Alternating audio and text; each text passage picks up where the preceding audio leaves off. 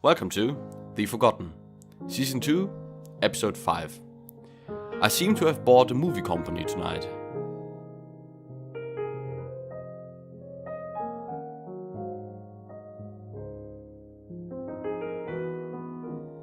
As you might have already noticed, this episode airs on Monday instead of a Saturday.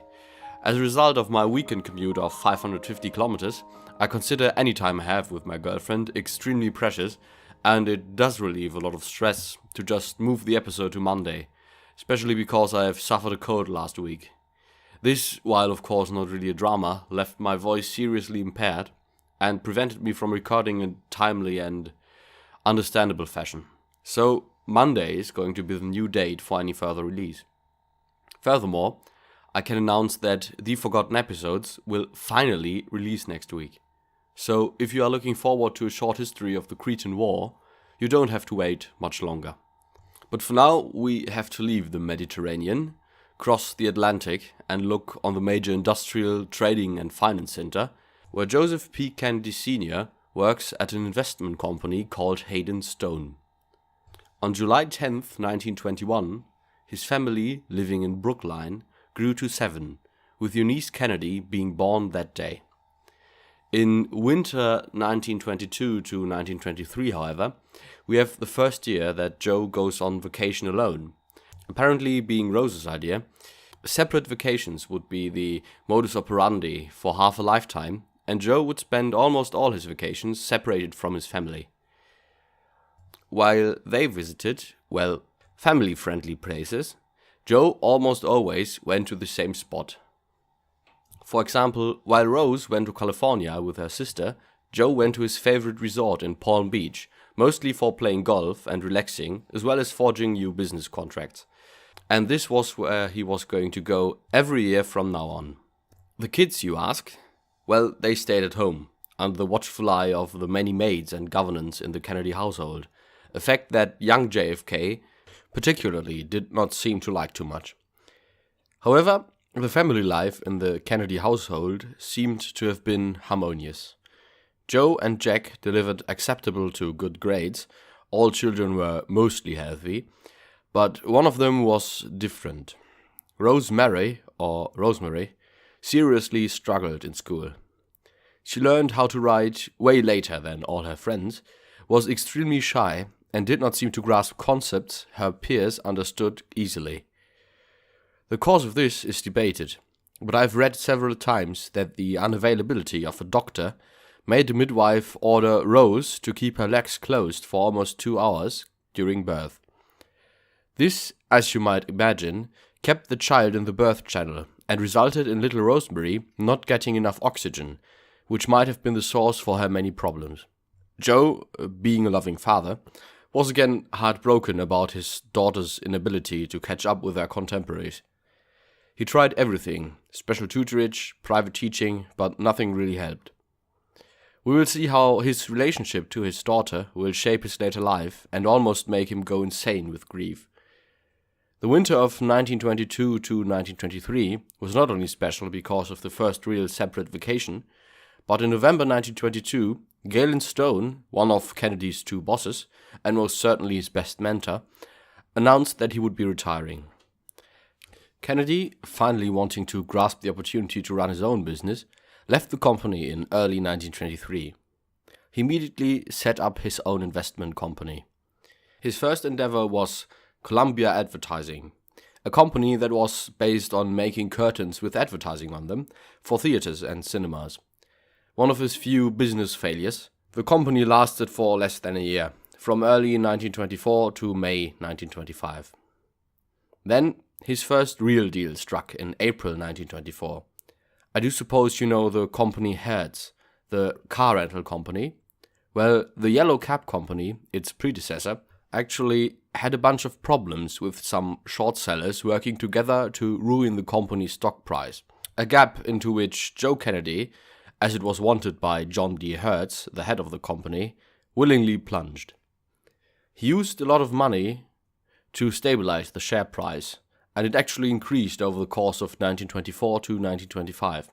This earned Kennedy a lot of money. Not $1 million yet, but quite a lot. Hertz, however, who was not too fond of Kennedy making this much money out of his misery, refused to allow Kennedy to become one of his partners, which would have made Joe rich in a matter of months. The increasing profits from his business deals made Joe improve his living conditions even further. He quickly switched from his old Model T to Rolls-Royce. He spent lavishly on soirees and club nights, and he became a staple of the Bostonian and Harvard society. We will skip a few of his minor business deals, which become apparent from his many letters of the time, and look at his probably most important deal of the time.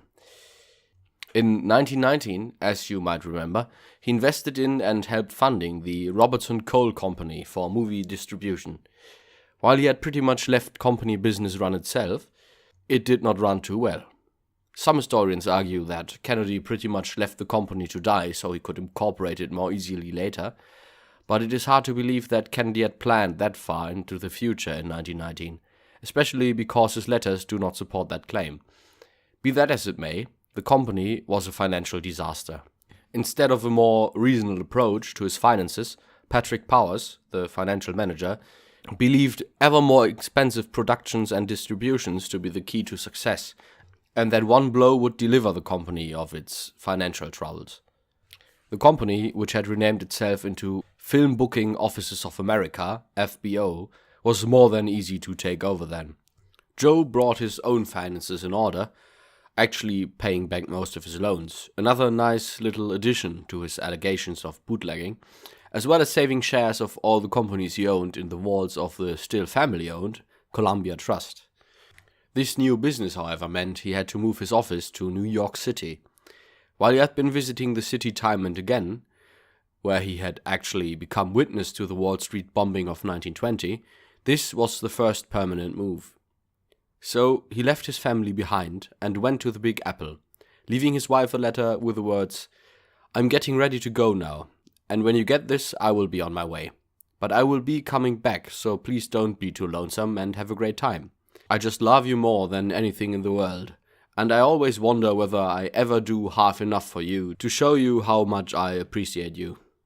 Well, dear, this is just a little love letter from a husband to a wife married 11 years. After some quarrels and a short travel to London, his offer about $1.1 million for the majority of shares was accepted, $200,000 to be paid up front, the rest over the course of the next 3 years. This, of course, was not all his money, so we can't call him a millionaire yet. But still, this is the time Joseph P. Kennedy got into big business and really, really big money. As his offer was not accepted when he was in London, but as he had returned to the Harvard Club, which was making ready for a joint trip to Florida, a comedic scene evolved. As Joe, leaving his friends at the Harvard Club for a short time to catch the important news, returned with the words, "Sorry, but you fellows will have to go to Florida without me. I'm going to Boston tonight. I seem to have bought a movie company tonight." It was February 6th, 1926, when Kennedy was formally handed the keys to the company which he would spend a lot of time reorganizing and which would be his most important stepping stone. His personal aide Eddie Moore on hand, he moved into the business headquarters at 1560 Broadway, New York City. He quickly cut down expenses by his desire to make smaller movies with lower production cost, instead of the gigantomaniacal projects of his predecessor.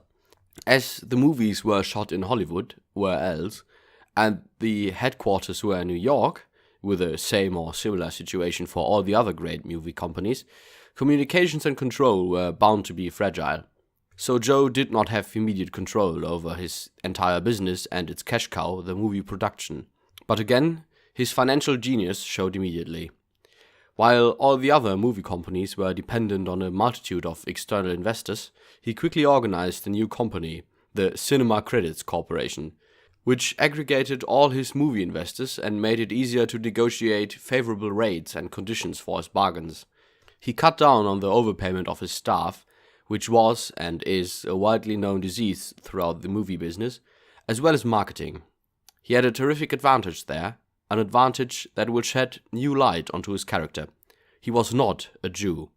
In the early to mid-20s, it appeared to the masses, as well as some of the stuck-up Bostonian investors, that all the big movie companies were in the hands of Jews, which were, according to public opinion, all sex-crazed maniacs. The old stigma of the greedy, perfidious Jew was of course still alive and kicking, so a non-Jew, a Catholic even, father of a family and actual baseball enthusiast, was a welcome sight, and Kennedy perfected marketing this to the masses. He arranged for his face to be the new face of the company's logo, a face that looked every bit, quote, not Jewish and like a proper American businessman. And he furthered anti-Semitic stereotypes and conspiracy theories by working together with the more Puritan Christian Exhibitors Herald, a movie magazine. That way, he managed to get around the ever-present censorship, which, as you might imagine, was also quite Puritan. Kennedy, and I cannot state this enough, was a full-blown racist. He called Jews every name in the book, as well as using the N-word all the time he talked about black people. His anti-Semitism would actually endear him to Neville Chamberlain later, but we shall come to that. The little success FBO had before Kennedy jumped in was with a low amount of extreme budget westerns starring Fred Thompson, who was every bit the cowboy everyone wanted to see on the canvas. His movies became incredibly popular, but Kennedy released him as soon as he took command, figuring he would be too expensive for the company as his popularity rose.